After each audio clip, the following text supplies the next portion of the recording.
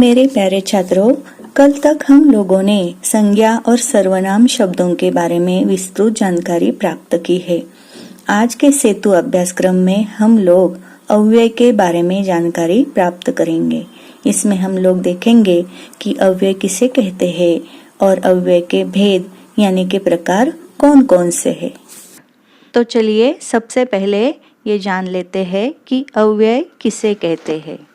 जिन शब्दों पर लिंग, वचन और काल का प्रभाव नहीं पड़ता, उनमें किसी भी प्रकार का परिवर्तन नहीं होता, उन्हें अव्यय कहते हैं। देखो बच्चों, भाषा में कुछ शब्द ऐसे होते हैं जिनमें कभी कोई परिवर्तन नहीं होता। लिंग, वचन और काल में परिवर्तन करने पर भी उनका रूप एक समान ही रहता है, उन्हें अव्यय शब्द कहते हैं। जैसे कि लड़का आज नहीं आया। दूसरा उदाहरण देखिए, लड़की आज नहीं आई। तीसरा उदाहरण है लड़के आज नहीं आए। इन तीनों वाक्यों में आया हुआ आज ये शब्द ऐसा है जिसमें लिंग और वचन परिवर्तन करके भी कोई भी बदलाव नहीं आया है। तो आज हम लोग ऐसे ही अविकारी शब्दों के बारे में मतलब अव्ययों के बारे में जानकारी लेंगे। अव्यय के मुख्यतः 4 प्रकार होते हैं। पहला क्रिया विशेषण अव्यय, दूसरा प्रकार समुच्चय बोधक अव्यय, तीसरा प्रकार संबंध बोधक अव्यय और चौथा प्रकार है विस्मयादि बोधक अव्यय। पहला प्रकार विस्तार से देखते हैं, क्रिया विशेषण अव्यय। क्रिया के बारे में अधिक जानकारी देने वाले शब्दों को क्रिया विशेषण अव्यय कहते हैं। क्रिया कब, कहाँ और कैसे हुई, उसके साथ साथ उसके परिणाम भी बताने वाले शब्द क्रिया विशेषण अव्यय कहलाते हैं।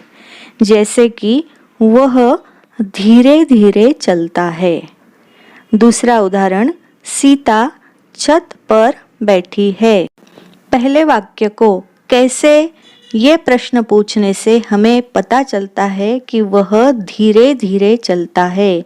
कैसे चलता है? धीरे धीरे।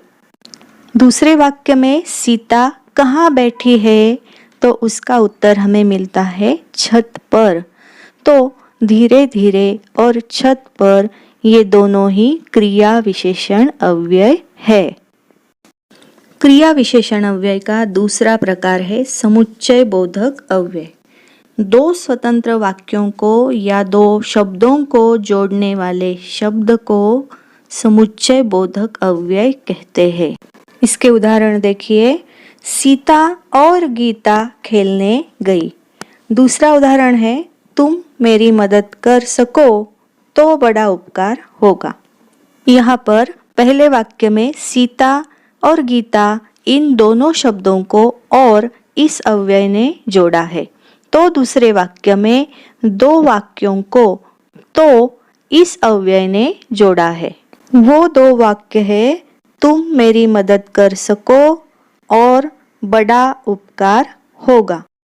इस प्रकार और, एवं, आदि, लेकिन, किंतु, परंतु, बल्कि, इसलिए, यदि, तो, अर्थात, ताकि, ये जो शब्द है, ये शब्द 2 वाक्यों को या 2 शब्दों को जोड़ने का कार्य करते हैं, इसीलिए उन्हें हम समुच्चय बोधक अव्यय कहते हैं।